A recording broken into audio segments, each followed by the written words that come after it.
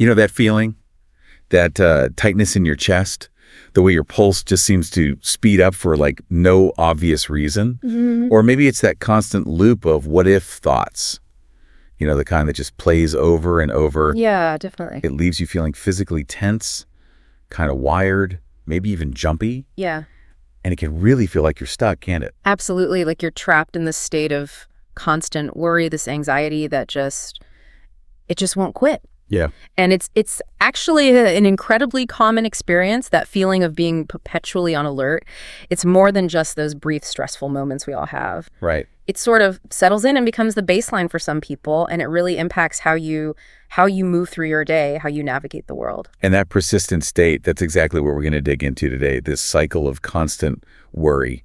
It's a pattern that can feel, well, incredibly hard to break out of. So our mission here is to take all these sources you've gathered, insights from health organizations, psychology guides, even experts on habits, and try to understand not just why worry can feel so constant. Right. The why is important. But critically, what these different perspectives are telling us we can actually do, and what are the practical steps to start shifting things to find a bit more calm. Yeah, exactly. We'll be looking at those really intricate connections between, our minds and our bodies in this whole experience. Okay. And then we'll really unpack the practical tools and strategies that these different sources offer up to help disrupt that anxious loop. Okay, sounds good. So let's start right at the beginning. How do these sources actually define worry or anxiety? Is it just, feeling stressed out, or is there more to it? Well, they generally describe worry and anxiety as a natural response. It can be uncomfortable, obviously, but it's a response to stress or even just the perception of a threat. Perception. Yeah, it's basically your system getting ready for something you anticipate is going to be difficult or negative. So the body and mind are kind of gearing up for trouble, whether it's actually real trouble or just something you think might be trouble. Precisely. And the sources, they draw a pretty clear line between what we'd call normal, temporary stress or worry, and the more chronic, problematic kinds. Okay, how do they make that distinction? Think about normal stress. Maybe you've got a big work deadline, or you have to have a tricky conversation. Your body's alarm system, it clicks on. Right. Heart races, maybe sweaty palms. Yeah, exactly. Senses might sharpen. You get that burst of energy. And then, crucially, once the deadline passes or the conversation's over, your system usually comes back down to its baseline, restores itself. Some sources mention typical stressors like health worries, work pressure, money, family stuff. Even bigger societal issues can trigger this. But with chronic stress or anxiety, the system, it doesn't come back down. It stays switched on. Exactly right. One source from the Office of Women's Health points out that when the stressors just don't let up, or maybe when the anxiety involves this persistent perception of threat, your body just stays in that high alert state. It can't properly switch off. And that constant activation, that's where things start to become problematic. It leads to this whole cascade of issues down the line. And the core of anxiety, it seems like one source mentioned, is really about worrying about a future event, something you expect will be negative. And you're trying to cope with that potential future right now in the present. That forward-looking focus is absolutely key. You're essentially living through this hypothetical negative future as if it's already happening. Wow. And this shows up in a whole range of signs, both physical and mental, that lots of the sources detail. Okay, so what kind of physical signals are we talking about? What's the body actually doing when it's stuck in that state? I saw lists from like the Portland Clinic and others. Yeah, they list quite a few. Physically, you might notice things like difficulty concentrating, maybe persistent headaches, that classic feeling of cold or clammy hands. Oh, yeah, you get that. Right. Or tight muscles, shoulders, neck, jaw, even your stomach. A nervous stomach is very common. Clenching your teeth, feeling physically on edge, fidgety. Like you can't sit still. Exactly. Or feeling irritable, maybe even wanting to withdraw physically, pull away from people or situations. These are all ways your body's trying to tell you it's under significant internal pressure. It's like your system is constantly revved up, ready for action, but there's often nothing concrete to actually act on. That's a really good way to put it. And then mentally and emotionally, sources like Anxious Minds and the Portland Clinic mention things like excessive worry, but not just about big crises, worrying intensely about everyday issues too. Right, the small stuff gets blown up. Yeah. And often there's restlessness, that trouble concentrating we mentioned. Sometimes your mind might just go blank when you try to focus. And sleep disturbances are huge difficulty falling asleep, staying asleep, or waking up feeling unrested. So it really is a full system thing. It's not just in your head. It hits everything: sleep, digestion, muscles. Absolutely. And when it becomes chronic, the impact really deepens. Sources like the ORWH Guide and the Cleveland Clinic actually link chronic stress and anxiety to some serious long-term health consequences. Really? Like what? Well, conditions like heart disease, high blood pressure, type 2 diabetes, even mental health conditions like depression and, well, anxiety itself can be either caused by or certainly worsened by chronic stress. Wow, that's significant. It is. And the ORWH Guide also talks about the impact on just daily functioning things like poor concentration, persistent bad moods, professional burnout, basically a general decline in both mental and physical health over time. It sounds like it fundamentally chips away at your ability to just, be okay and function well day to day. It really does. And, one source makes a really important point about individual differences, too. Stress and related conditions like PTSD, depression, anxiety, they can show up differently and be experienced differently depending on various factors, like gender, for instance. They note these conditions are often more commonly diagnosed in women. That's a valuable distinction. And they also talked about resilience, right? How some people seem to bounce back more easily than others. Yes, resilience definitely varies. Some people might even perform better under a bit of pressure. But the really empowering takeaway here highlighted in the sources is that resilience isn't some fixed trait you're just born with or not. Oh, okay. It's actually a capacity that can be learned and strengthened over time. There's this great quote they use: "It's not how far you fall, it's how high you bounce." Okay. Yeah, the idea is that by learning to navigate stress and anxiety, you can actually build up your capacity to recover more effectively. And sometimes maybe even develop a greater appreciation for life because you've managed to get through those difficult times. That completely shifts the perspective, doesn't it? From, am I resilient or not, to, okay, how can I build more resilience? That feels much more hopeful. Definitely. Okay, so we have a handle on what anxiety is, how it feels, the impact, how do we get trapped? What does this cycle look like that keeps people stuck? Right, the vicious cycle. Guides like Handspring Health and Healthy WA map this out really clearly. It's basically a loop that feeds itself, reinforces itself, and usually starts with a trigger. Okay, a trigger, what kind of thing? It could be something external, like, I don't know, getting an email you're dreading or being in a crowded space. Or it could be internal, just a worrying thought popping into your head, like, oh no, what if I messed up that presentation? Or sometimes it's just noticing a physical sensation, like your heart skipping a beat. Okay, so something sets off the internal alarm. Exactly. And that trigger immediately leads to physical sensations and anxious thoughts. Your body reacts, heart pounds, palms get sweaty, chest feels tight, all those things we talked about. And your mind starts spinning with those what-if scenarios. So the alarm's ringing loud and clear, and your body and mind are reacting like it's a 5-alarm fire. Pretty much. Now, this next part is really the crucial pivot point in the whole cycle, because those sensations and thoughts feel so uncomfortable, unpleasant. Yeah, you want them to stop. Right. So the natural inclination is avoidance. You try to escape the trigger. Maybe you literally avoid making that phone call, or you skip the party, or you constantly seek reassurance from others. Or, and this is really key, you might engage in what the sources call subtle avoidance or safety behaviors. Subtle avoidance. Like, what does that look like? Well, Healthy WA gives examples like always needing a friend with you in certain situations, or relying heavily on medication, maybe even when it's not strictly necessary for that specific moment, just as a security blanket.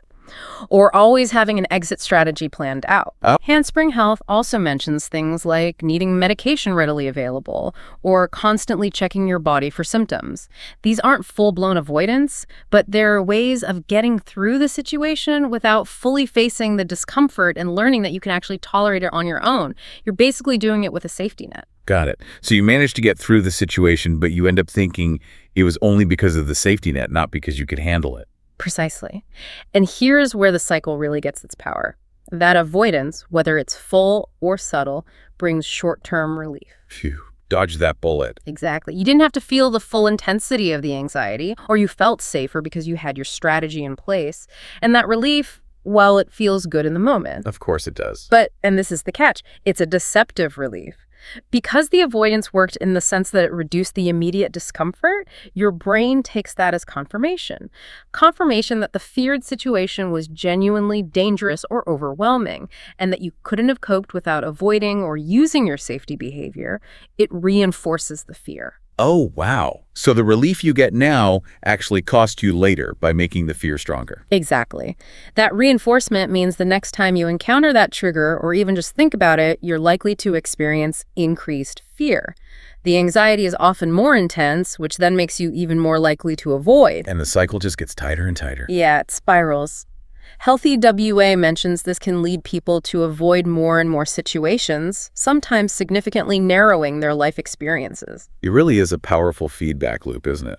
As Handspring Health put it, it just keeps the anxiety alive because you never give yourself the chance to learn that you can handle the discomfort, that the feared outcome probably won't happen, or that you could cope, even if it did. And this whole cycle, it's deeply rooted in our biology, particularly that brain-body connection. Sources like Handspring Health and the Cleveland Clinic explain the famous fight-or-flight response. At the heart of it is your amygdala. The brain's alarm system. Kind of, yeah. Think of it as the brain's emergency detection center.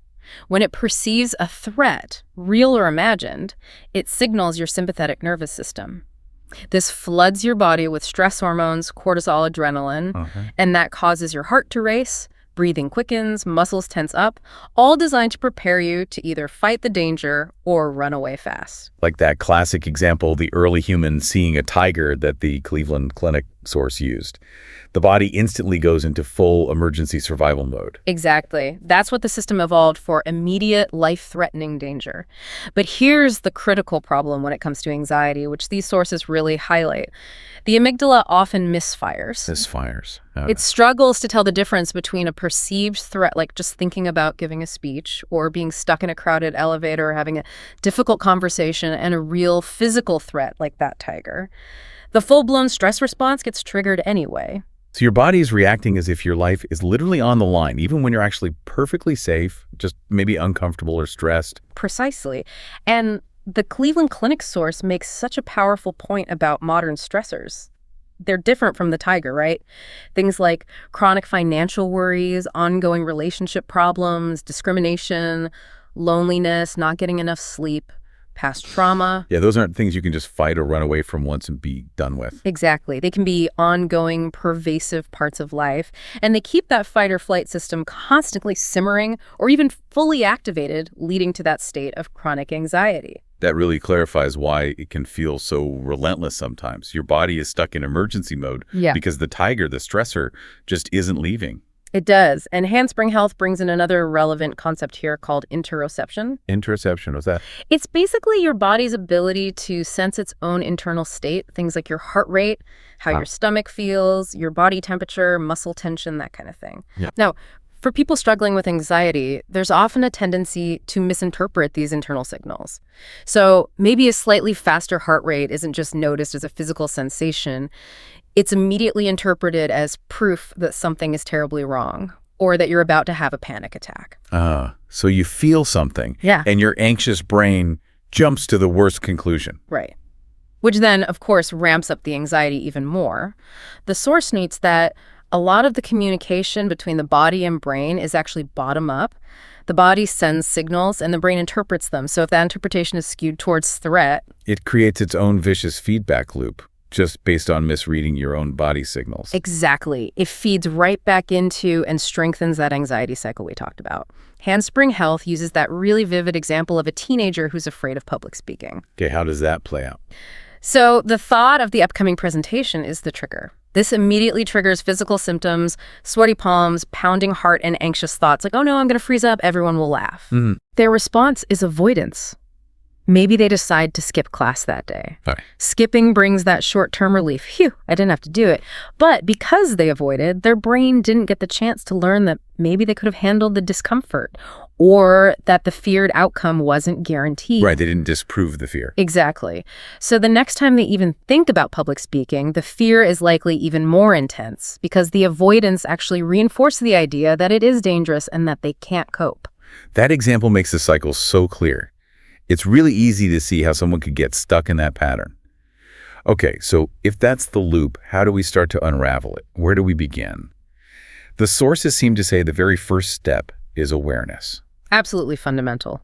One source really stresses that you can't begin to counter the signs of stress or anxiety if you don't even recognize them when they show up for you. Right. It's about tuning into how your specific body and mind communicate stress. It's almost like becoming a detective of your own internal landscape. And part of that detective work is identifying your personal triggers, right? The things that tend to set off that cycle for you.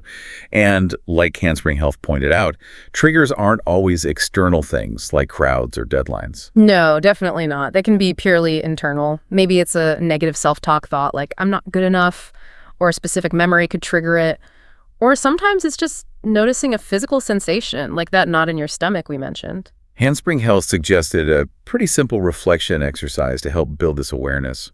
Can you walk us through that? Yeah. It's a really powerful yet simple tool. When you notice yourself starting to feel anxious or stressed, the idea is to just pause for a moment and reflect on 4 key things. First, name the situation. What was happening right before you noticed the feeling? Just describe it factually. Okay. Second, notice your thought. What thoughts were going through your mind just then? Try to catch them. Huh. Third, identify your feeling. What emotions are you actually experiencing? Anxiety, sure, but maybe also fear, frustration, sadness. Name them. And fourth, tune into your body. What physical sensations are present? Tightness, heat, shakiness, numbness. Where do you feel it? Okay, situation, thought, feeling, body. Exactly. And the absolutely crucial part, Handspring emphasizes, is doing this without judgment. You're not trying to fix it right then. You're not criticizing yourself for feeling that way. You're just observing, gathering data about your internal experience. Remember, all emotions, even the uncomfortable ones, carry information. Just gathering the facts on your own internal weather report, not judging the rain. That's a great way to put it. And journaling comes up repeatedly across multiple sources. Handspring Health, Verywell Mind, the NHS in the UK, the Portland Clinic, as a really powerful tool for building this awareness and actually going beyond it too. How does writing it down help specifically? Well, for one, it helps you see patterns over time that you might completely miss otherwise. Like noticing, oh, every time I have to talk to my boss, I get that stomach ache beforehand. Exactly. The NHS guide says it helps get those swirling, often overwhelming thoughts out of your head and onto paper. That alone can make them feel less powerful and easier to examine more objectively. Yeah, I find that too. It gives them some distance. Right. And Verywell Mind adds another layer. Unlike just thinking about your worries, which can easily turn into rumination where you just spin your wheel. Yeah, the endless loop. Writing actually forces your brain to slow down a bit, to organize the thoughts enough to get them down. This can actually interrupt the anxiety cycle itself and help clarify what's really at the root of it. And imposes some structure on the chaos. It really can. And Handspring Health offers another valuable perspective here, too. They acknowledge that anxiety doesn't always have one single clear-cut trigger. Sometimes it's more the result of accumulated stress over time or maybe subconscious associations you're not even aware of. So while identifying specific triggers is definitely helpful when you can, sometimes the most practical approach is to focus less on figuring out the ultimate why behind every single anxious feeling and more on how you respond when the anxiety shows up. How do you meet it? That's actually a relief to hear. You don't have to become a trauma detective tracing everything back to its origin before you can start making changes. Exactly. You can start working with the how right now. Okay, so we understand the cycle. We know how to start identifying our personal entry points into it. Now, for the really empowering part. These sources don't just describe the problem, they give us concrete strategies, things we can actually do. Yes, absolutely. And the really encouraging thing is the consensus across these different sources. They all emphasize that these patterns, these cycles can be changed. Resilience, as we discussed, can be built. And there are multiple, often overlapping strategies you can start to practice. Let's dive into those. Where should we start? Maybe with the strategies that focus on our thinking patterns, the cognitive approaches. Sounds good. Several sources really dig into this. One guide talks about reframing. This is about consciously choosing to change how you think about and respond to situations that normally trigger stress or anxiety. So actively looking at it differently. Exactly. It's about finding a different perspective. They give some really relatable examples, like if you're stuck in traffic, instead of getting frustrated and thinking this is ruining my day, you could reframe it as, okay, unexpected extra time to listen to my favorite podcast or some music. Okay. Turning lemons into podcast time. Right. Or if someone is rude to you, instead of immediately taking it personally, you could try reframing it by thinking, wow, they must be having a really terrible day, which can shift your internal reaction from anger or hurt to maybe empathy or even just neutrality. It's about deliberately choosing to keep situations in perspective. And they make the point that reframing is like a muscle. The more you practice looking at things differently, the better you get at it, the more automatic it becomes. So you're consciously rewriting the story you tell yourself about what's happening. Exactly. And other sources, like the Portland Clinic and the NHS, suggest directly challenging those anxious thoughts themselves. Put your fears on trial, so to speak. How do you do that? Ask yourself, is this fear actually true? What's the real evidence for it? What's the evidence against it? Can I rationally talk myself down from this ledge that my anxious mind is trying to push me onto? It's about applying a firm reality check. Okay. And Very Well Mind offered a more structured way to do this kind of challenging, using journaling, right? Yes, they have this great technique they detail called journaling to challenge anxious thoughts. It's really practical. You start by setting aside maybe 5 to 15 minutes and you just write your worries down, especially the what ifs. Get them all out of your head onto the page. What are you afraid could happen? So step 1 is just the brain dump. Get it out. Yep, get it out. Then the next step is crucial. Reread and rethink. Go back through what you just wrote. And ask yourself, honestly, how likely is that feared outcome, really? Maybe rate it on a scale of 1 to 100. What's the actual probability? How do you know? Could there be other possible outcomes that are less negative, maybe neutral, or even positive? This forces you to really confront the gap between the fear and the reality. Putting the fear under a rational microscope. Right. Next step, think differently. Actively brainstorm alternative explanations for the situation or less catastrophic possibilities. Try to generate new, more balanced stories about what might be happening or what could happen. Okay. Then recall your strengths. This is powerful. Think back to challenges you faced in the past, big or small, and successfully overcome. What inner wisdom, what strengths did you tap into then? This reminds you of your own existing capacity for resilience, that you've handled hard things before. Yeah, drawing on your personal history of bouncing back like we talked about earlier. Exactly. Then comes, consider a plan. Ask yourself, if this feared outcome actually did happen, what would I do? What resources could I use? Friends, family, professional help, specific skills I have. What would be the very first few steps I would take? Very well.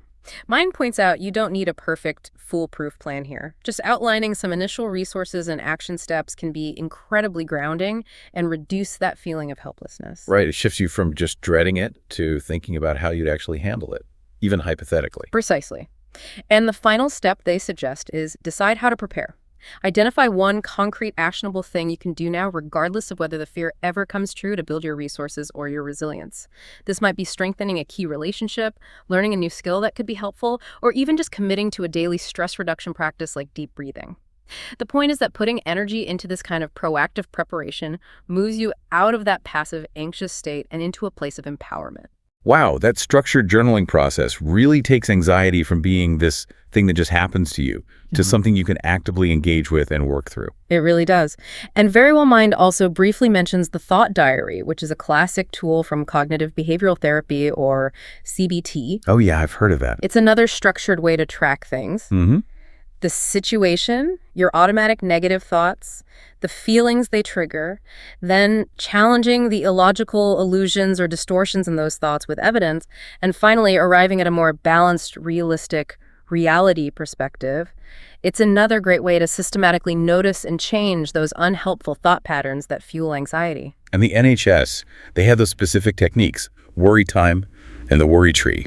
Those sound really practical for stopping worries from just consuming your whole day. Yeah, these are fantastic, very concrete tools. Yeah. The basic idea behind worry time is pretty simple. Instead of letting worries just pop up and hijack your attention whenever they feel like it, you actually schedule a specific time to deal with them. Like booking an appointment with your worries. Kind of. The NHS suggests maybe 10-15 minutes once a day, or maybe a few times a week. When a worry arises outside of that scheduled time, you consciously acknowledge it, tell yourself, okay, I'll think about that during my worry time later, and then actively try to redirect your focus back to whatever you were doing. So you're essentially putting a boundary around the worrying, containing it to a specific slot. Exactly. You're managing it rather than letting it manage you. And then during that designated worry time, you can use the worry tree tool. It's basically a decision flow chart for handling each worry you've written down. Okay, how does the worry tree work? You look at a specific worry and ask, is this something I can actually do something about right now or in the near future? If the answer is yes, then it's a solvable problem. Your next step is to brainstorm potential solutions and then make a concrete action plan. What exactly will I do? How will I do it? When will I do it? Okay, turning worry into action. Right. But if the answer is no, if it's something you have little or no control over, maybe it's a hypothetical what if, far in the future, or worrying about something like the weather, then it falls into the unsolvable category. In that case, you either schedule a time to revisit it if it might become solvable later, or if it's truly uncontrollable, the task is to practice letting it go and deliberately shifting your focus back to the present moment, to something you can influence. The NHS highlights how this whole process helps you feel less burdened and more present during the rest of your day. These cognitive strategies seem really powerful for tackling the anxious thoughts part of the cycle directly. But anxiety feels so physical, doesn't it? What about calming the body down when it's stuck in that fight or flight gear? That's absolutely essential. You can't just think your way out of it when your body is screaming, danger! So multiple sources emphasize physiological strategies. Breathing techniques are probably the most fundamental, mentioned by almost everyone. Healthy WA, Handspring Health, Anxious Minds, Portland Clinic, ORWH. Because anxiety makes your breathing go all fast and shallow. Exactly. And that fast, shallow breathing can actually worsen the physical symptoms, making you feel dizzy or lightheaded, or making your heart race even faster. So consciously slowing down your breath is a direct countermeasure. And deep breathing actually slows your heart rate down too, right? Yes, the Portland Clinic and ORWH specifically mentioned that. Handspring Health suggests really focusing on slow, deliberate exhales, which seems to be particularly effective for triggering the body's relaxation response. And mindful breathing, which the NHS and Anxious Minds talk about, is using the physical sensation of your breath as an anchor to pull your attention back to the present moment, away from those future-focused worries. Okay. And the Cleveland Clinic source brought up the vagus nerve. That sounded really interesting in terms of calming the system. Yeah, this is where the science gets super fascinating. The vagus nerve is basically the main highway of your parasympathetic nervous system. That's the rest and digest system, the counterbalance to the sympathetic fight or flight system. So it's the body's brakes. That's a great analogy, yeah. Its main job is to help calm the body down, slow the heart rate, promote digestion, and basically restore everything to a state of balance once a perceived threat has passed. So if the amygdala is like the fire alarm, the vagus nerve is kind of like the signal saying, okay, false alarm, stand down. In a way, yes. Activating the vagus nerve sends signals up to your brain basically saying, hey, we're not actually in mortal danger right now, which helps to disengage that fight or flight response.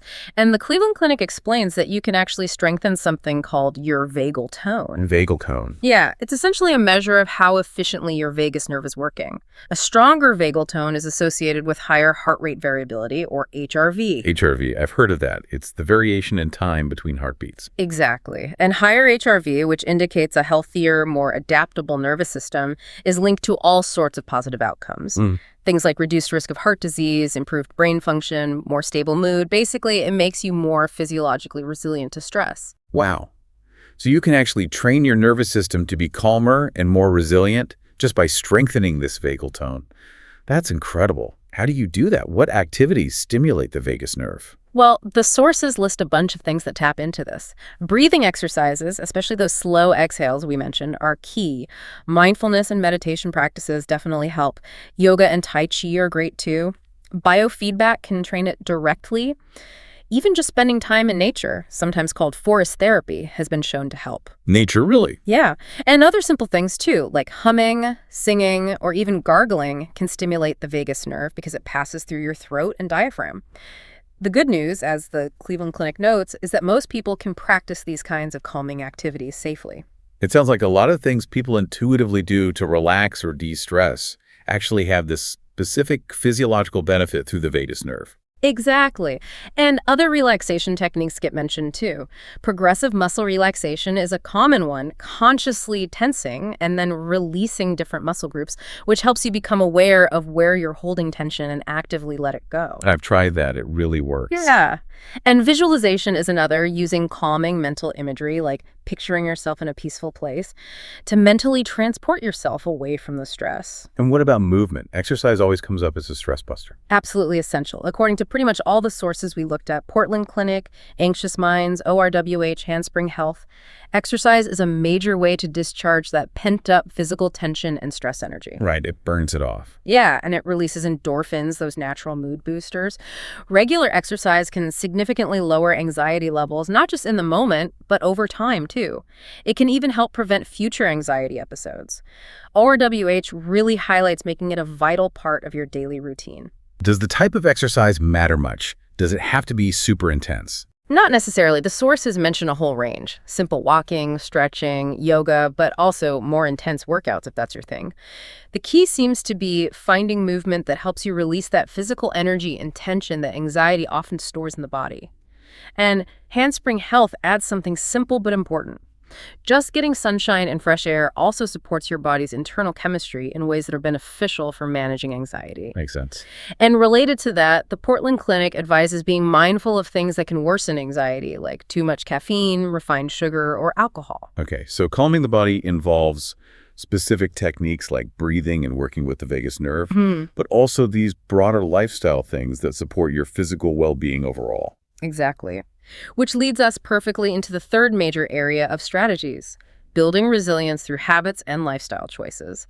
This brings in that perspective from habit experts like James Clear.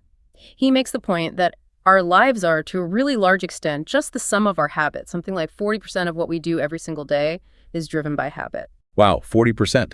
That much of our life is basically on autopilot. It's a huge chunk. And the really powerful implication of that is if you can consciously transform your habits, you can fundamentally transform your life, including how you experience and manage anxiety. Many of the most effective strategies really boil down to consciously building new, healthier habits to replace old, unhelpful ones, like the habit of avoidance. Like making a habit of taking time for yourself, which ORWH recommended. Yes, exactly. Making self-care a non-negotiable part of your regular routine. ORWH really emphasizes this isn't selfish, it's absolutely essential for building resilience. This might mean learning to say no sometimes to things that drain you, or deliberately prioritizing activities that actually nourish you and fill your cup. Even small, consistent changes in this direction build resilience over time. And this ties right back into Handspring Health's point about focusing on those foundational needs. Consistently making sure you're getting quality sleep, regular movement, fresh air, sunshine, and eating nutrient-dense foods. These aren't just optional extras when you're dealing with anxiety. They're essential because they directly influence your body's biochemistry, which in turn affects how well your brain and nervous system can handle stress and regulate anxiety. So managing anxiety isn't just about what you do when you feel anxious. It's also about building this strong foundation of overall physical and mental health through your everyday choices. Precisely. And mindfulness fits perfectly here as a habit to cultivate. Anxious Minds defines mindfulness really simply as intentionally bringing your full attention to the present moment, whatever's happening, without judging it. Right, being here now without commentary. Yeah. It has ancient roots, of course, but it's now a widely used secular tool, and the benefits for anxiety and stress are pretty well documented. What are some of those benefits? Well, Anxious Minds highlights that consistently practicing mindfulness improves your ability to regulate your emotions, builds resilience to stress, and can significantly reduce symptoms of both anxiety and depression. And the techniques can be really simple, just focusing on your breath for a few minutes each day, doing a body scan meditation where you gently bring awareness to different parts of your body, or even mindful walking, just paying attention to the sensation of your feet hitting the ground. Even mindful eating counts, really engaging all your senses as you eat. Okay, but how do you actually turn something like mindfulness from a nice idea into a regular daily habit? That seems like the hard part. It can be. Anxious Minds offers some practical tips. Try to create a specific time and place for your practice, make it part of your routine. Set reminders, maybe use a mindfulness app on your phone. Start small, even just 5 minutes a day is way better than nothing. Choose techniques you find accessible or even enjoyable. And the absolute key, which both Handspring Health and James Clear would emphasize, is consistency. Right, showing up regularly, even for short periods. Yes, because consistency is what builds the habit. And building these new habits literally helps to rewire those anxious patterns in your brain. That's neuroplasticity in action. The brain's amazing ability to change and adapt based on repeated experience. Ah, so the habit science connects right back to the brain science we were talking about earlier. Small, consistent actions, physically changing your brain over time. Exactly. It's incredibly empowering when you think about it. Other valuable habits the sources mention include things like gratitude journaling. Focusing on the positive? Yeah, consciously shifting your focus away from worries and towards things you appreciate in your life. Building new routines and adding structure to your day can also help create a sense of control and predictability, which can be calming. Making a habit of noticing good minutes each day, deliberately pausing to find or do something enjoyable, however small, to break that cycle of negative focus. And of course, maintaining a regular sleep schedule is fundamental because anxiety and poor sleep are so often locked in that vicious negative feedback loop. That's a really comprehensive toolkit, just based on daily habits and lifestyle choices. What about the role of other people in all this? Anxiety often makes you want to pull away, isolate yourself. Right, it does. But that isolation is often the exact opposite of what's needed. Multiple sources really underscore the vital importance of connection and support. ORWH advises actively making an effort to stay in touch with family, friends, community groups. Just talking things through with someone you trust can be incredibly reassuring and calming in itself. They even mention using video calls to help enhance that feeling of real connection if you can't be together in person. And the Portland Clinic specifically mentioned spending time with loved ones as a direct way to counteract the isolation that anxiety often creates. Yes, they did. They emphasize seeking out support from people who make you feel lighter, who make you feel loved and truly supported, not judged. And Handspring Health takes this a step further, suggesting that feeling emotionally safe in your connections with others is a really significant foundational factor for reducing anxiety. Emotionally safe. Right. What does that mean exactly? It means knowing you have people in your life you can be truly vulnerable with, people you can share your struggles with without fear of judgment or criticism. Having that kind of secure base provides a profound sense of psychological safety, which is a powerful buffer against anxiety. That concept of emotional safety within relationships feels incredibly important, maybe even overlooked sometimes, in managing anxiety. It really is fundamental. And ORWH also adds the practical point of seeking help with specific problems or life challenges from trusted friends, family, or other resources. Sometimes just getting practical advice or support on navigating difficult life strains can significantly reduce the anxiety those strains are causing. We've covered so many different strategies now, ways to address thoughts, calm the body, build healthier habits, strengthen connections. It's a lot to take in. But what if someone is trying these things maybe consistently and they still find their anxiety is just overwhelming or it's just not getting better? That's a critical point, and the sources are very clear on this. While all these self-help strategies are incredibly powerful and can make a massive difference for many people, sometimes anxiety is just too severe or too persistent, or maybe it's linked to other complex issues like trauma or depression. In those cases, professional support isn't just helpful, it's absolutely necessary. Both the Portland Clinic and Very Well Mind strongly emphasize this. Okay. So what are the signs? How does someone know when it's time to move beyond self-help and seek professional help? The sources provide some pretty clear indicators. Basically, if your anxiety feels unmanageable most of the time, or if it's significantly impacting your overall well-being and quality of life, if you find yourself turning to substances like alcohol or drugs to cope, if it's seriously harming your relationships or your ability to function at work or school, if it's interfering significantly with just your basic daily activities, or it feels incredibly difficult to control no matter what you try, if it seems linked to physical health problems, if it's occurring alongside other mental health concerns like depression, or, and this is critical, if you are experiencing thoughts of harming yourself or thoughts of suicide. In that case, seeking immediate help is essential. One source mentions resources like the National Suicide Prevention Lifeline for urgent support. Those are really important red flags to pay attention to. And it helps remove any stigma around seeking help when you see it laid out like that. What kind of professional help is typically recommended? The sources mention a few main avenues. Therapy is often key. Cognitive behavioral therapy, CBT, comes up a lot. Handspring Health calls it a gold standard for anxiety because it directly targets those unhelpful thought and behavior patterns we've been talking about. Right. But other therapeutic approaches might be beneficial too, depending on the person and the underlying issues. Things like relational therapy or specific trauma-informed care if past trauma is a factor. Medication can also be a very helpful tool for some people, particularly to manage severe symptoms and create enough breathing room to effectively engage in therapy and practice other coping strategies. Resources exist, like Sam Acho's provider locator mentioned in one source, to help you find qualified mental health professionals in your area. And the Portland Clinic had that great perspective shift, again reminding us that admitting you're struggling and reaching out for help isn't a sign of weakness at all. It's actually an act of strength and self-empowerment. It really, really is. Sharing that burden and collaborating with a professional who can offer tailored strategies and support can be incredibly liberating and make a huge difference. Wow. Okay, we have covered a huge amount of ground in this deep dive. We've really looked closely at what constant worry and anxiety actually are, how that self-feeding cycle can trap us, how we can start to identify our own personal patterns and triggers.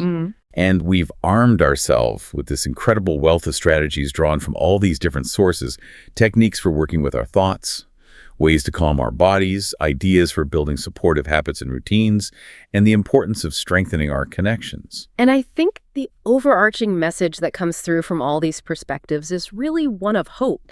It's that breaking the cycle is possible. It's fundamentally about consciously disrupting that pattern, especially challenging that powerful urge towards avoidance or relying too heavily on those subtle safety behaviors, as Handspring Health explained. Yeah, and consistency really seems like the quiet superpower here, doesn't it?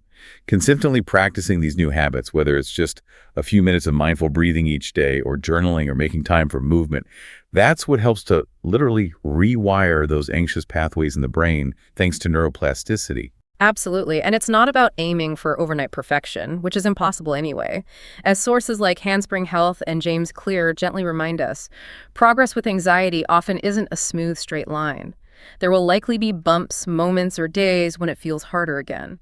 The key is to just keep practicing the strategies as best you can, and crucially, to be kind and compassionate toward yourself throughout the process. Even small, conscious shifts away from the automatic, anxious reaction repeated over time can build real momentum. And remembering those foundational needs we talked about, getting enough sleep, eating nourishing food, moving your body regularly, nurturing genuine connection, they aren't just nice-to-haves. They're the essential building blocks for a nervous system that's better equipped to handle stress and regulate itself effectively. Exactly. Learning resilience, building that capacity to bounce back, maybe even bounce back higher after facing challenges, as that ORWH guide put it, that's arguably one of the most valuable life skills we can cultivate. So all this knowledge, all these strategies we've pulled from these sources, they're really tools. Tools for you, the listener, to start experimenting with, to start reclaiming your own calm center, and to begin influencing that anxious pattern that might have felt so automatic and unchangeable before. It's really about taking back some agency, some sense of control in your own well-being. You know, if anxiety is so often characterized by worrying intensely about a future that hasn't actually happened yet, what possibilities might open up if you could learn to channel even just a fraction of that same energy into building trust in your own ability to handle whatever does come your way? That's a powerful question to sit with. Definitely something to consider as you move forward from here.